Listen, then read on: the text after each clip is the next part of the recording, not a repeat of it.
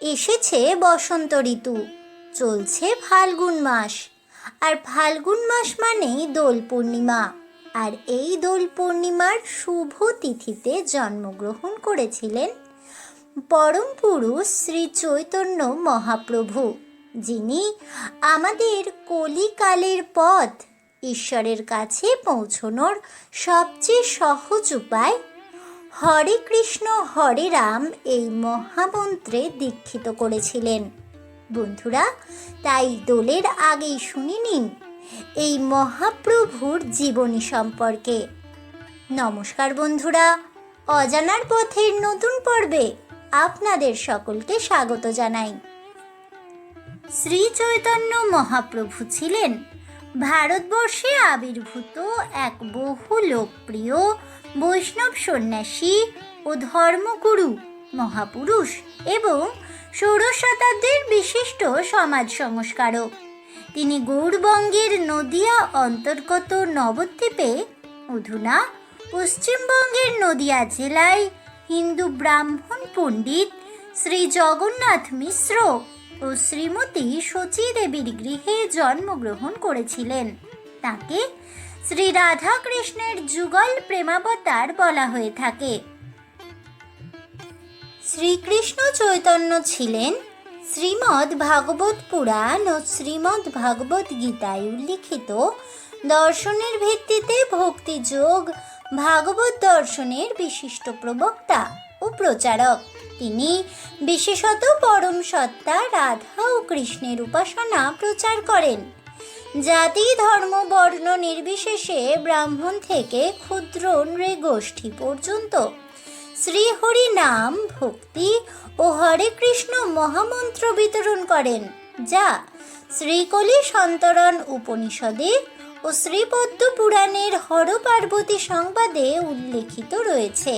হরে কৃষ্ণ মহামন্ত্রকে এই কলিযুগে জড় জগৎ থেকে মুক্তি পেয়ে পারমার্থিক ধামে যাবার একমাত্র পন্থা হিসেবেই গণ্য করা হয়।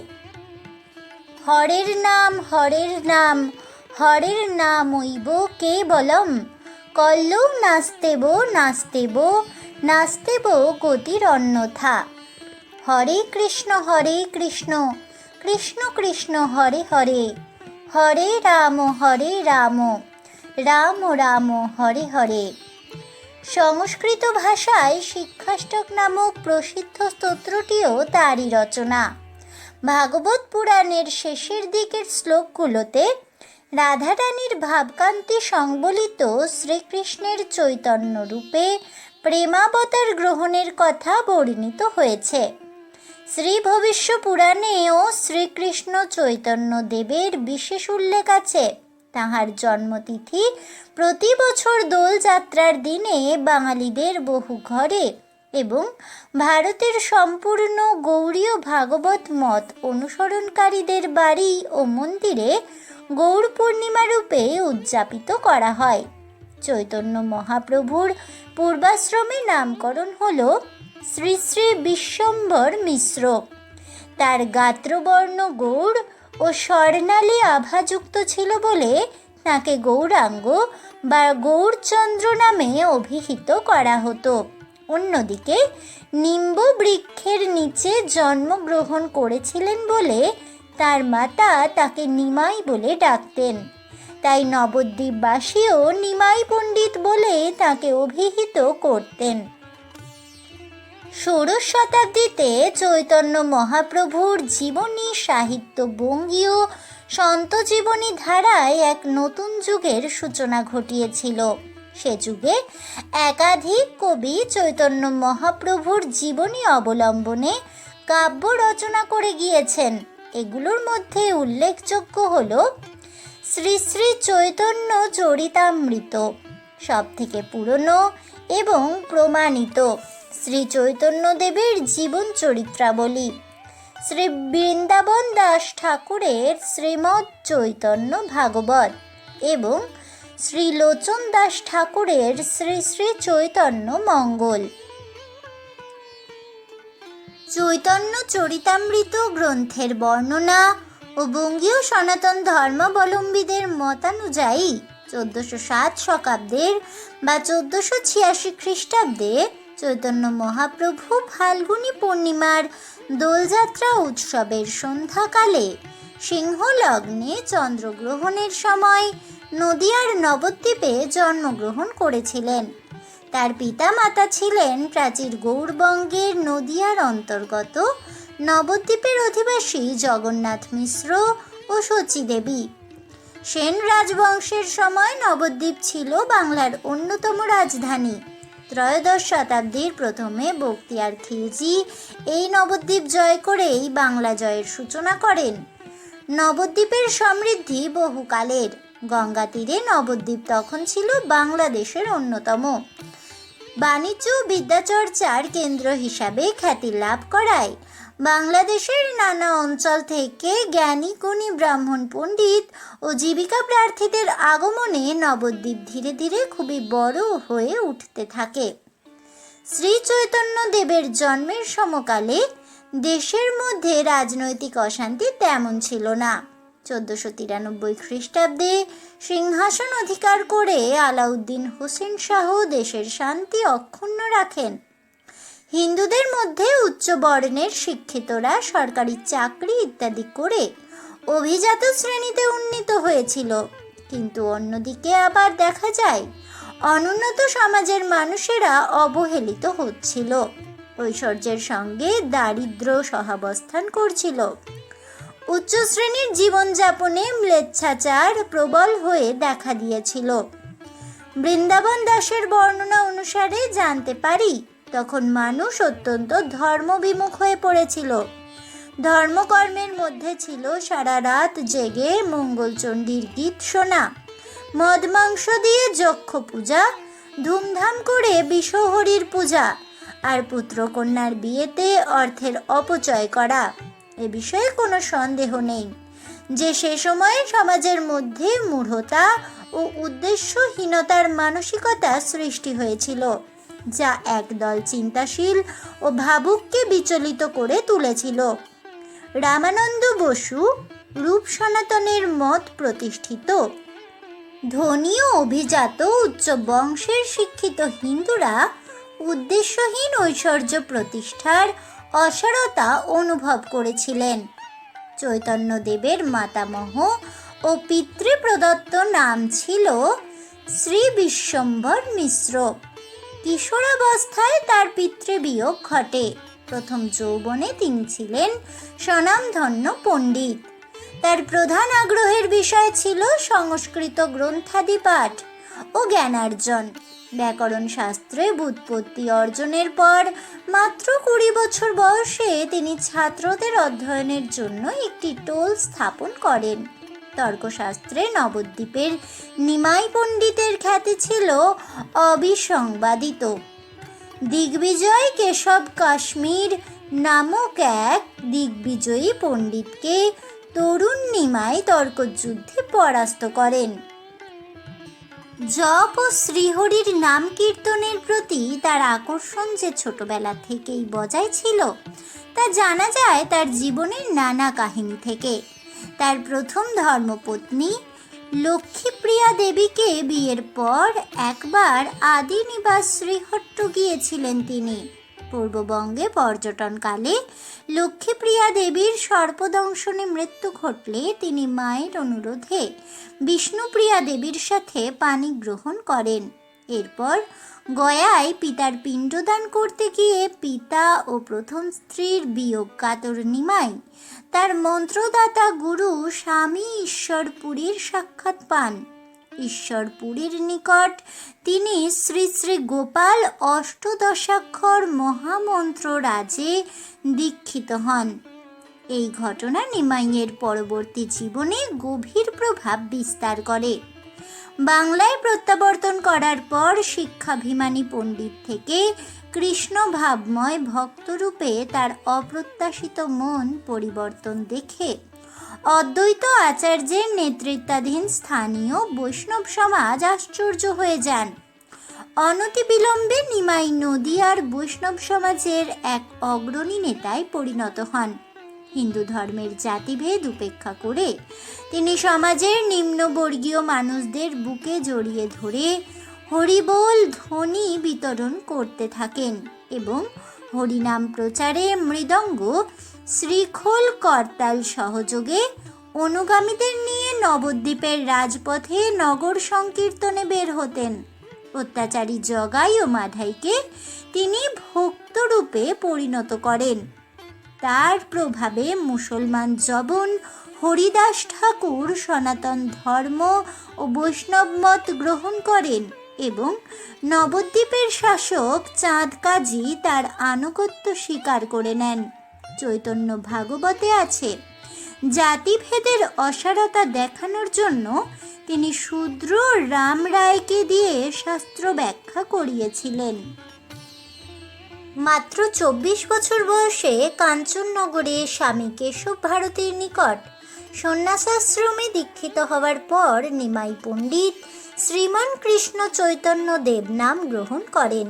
সন্ন্যাস গ্রহণের পর তিনি জন্মভূমি গৌড়বঙ্গ ও নদিয়া ত্যাগ করে কয়েক বছর ভারতের বিভিন্ন তীর্থস্থান যেমন নীলাচল, দাক্ষিণাত্য, পণ্ডরপুর, বৃন্দাবন আদিতে তীর্থ পর্যটন করেন। পথে সত্যবাই, লক্ষ্মীবাই নামে বারাঙ্গনাদ্বয় এবং ভিলপন্থ, নারেজি প্রভৃতি দস্যুগণ তার শরণ গ্রহণ করে। এইসব স্থানে ভ্রমণের সময় তিনি এতদাঞ্চলের ভাষা যেমন ওড়িয়া, তেলেগু, মালায়ালাম প্রভৃতি বিশেষভাবে শিক্ষা করেন। এই সময় তিনি অশ্রু সজল নয়নে অবিরত কৃষ্ণ নাম জপ ও কঠোর বৈরাগ্য সাধন, আহার নিদ্রা ত্যাগ করে কৌপিনসার হয়ে থাকতেন। জীবনের শেষ 24 বছরের অধিকাংশ সময় তিনি অতিবাহিত করেন জগন্নাথ ধাম পুরীতে। ওড়িশার সূর্যবংশীয় সনাতন ধর্মীয় সম্রাট গজপতি মহারাজা প্রতাপ রুদ্রদেব শ্রী চৈতন্যদেব মহাপ্রভুকে কৃষ্ণের সাক্ষাৎ অবতার রূপে উপলব্ধি করতে পেরেছিলেন। মহারাজা প্রতাপ রুদ্র চৈতন্যদেব ও তার সংকীর্তন দলের পৃষ্ঠপোষকে পরিণত হয়েছিলেন।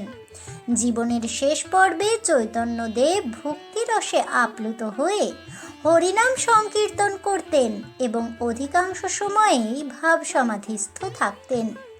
1533 খ্রিস্টাব্দে আষাঢ় মাসের শুক্লা সপ্তমী তিথিতে রবিবারে পুরী ধামে 48 বছর বয়সে তার লীলাবসান ঘটে। প্রত্যক্ষদর্শীদের বর্ণনা অনুসারে তিনি পুরী ধামের জগন্নাথের মূর্তির মধ্যে লীন হয়ে যান। নবদ্বীপ শহরে মহাপ্রভু ধাম মন্দিরে শ্রী শ্রী বিষ্ণুপ্রিয়া সমিতির তত্ত্বাবধানে রয়েছে শ্রী চৈতন্যদেবের পাদুকা যুগল। কাঠের এই পাদুকা দুটি 500 বছর আগে বিষ্ণুপ্রিয়া দেবীকে দিয়ে গিয়েছিলেন স্বয়ং মহাপ্রভু শ্রী চৈতন্যদেব। কথিত রয়েছে, শ্রী চৈতন্যদেব সন্ন্যাস নেওয়ার 1 বছরের মাথায় শান্তিপুরে এসেছিলেন সচিমাতাকে দর্শনের জন্য। সচিমাতাকে দর্শনের পরেই পুরী ধামে চলে যাওয়ার কথা ছিল তার। আচমকা পুরীর যাত্রা বাতিল করে তিনি নবদ্বীপে আসার ইচ্ছা প্রকাশ করেন। শ্রীবাস গদাধরকে সঙ্গে নিয়ে কীর্তন করতে তিনি নবদ্বীপে চলে আসেন। বিষ্ণুপ্রিয়া দেবী সেই সময় বাড়িতে পুজো করছিলেন। সন্ন্যাসীদের স্ত্রীর মুখ দর্শনের নিয়ম নেই, তাই উঠোনে দাঁড়িয়ে আকাশের দিকে তাকিয়েছিলেন মহাপ্রভু।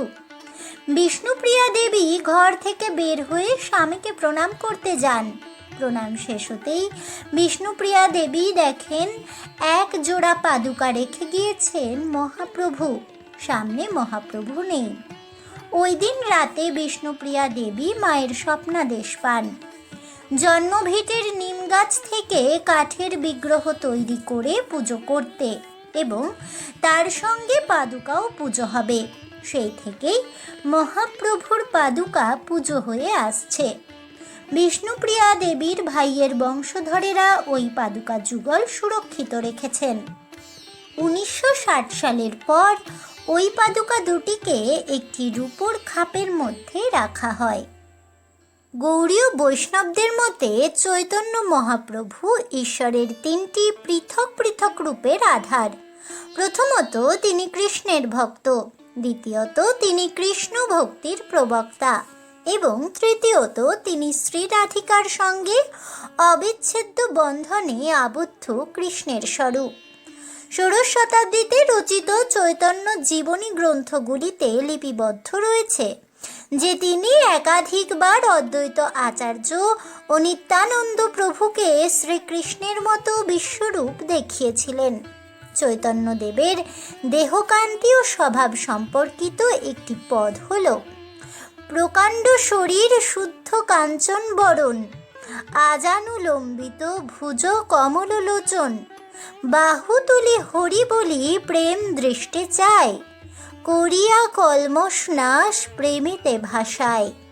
শ্রী চৈতন্য মহাপ্রভুর অবতার গ্রহণের বিষয়ে তিনটি মত বিশেষভাবেই উল্লেখযোগ্য।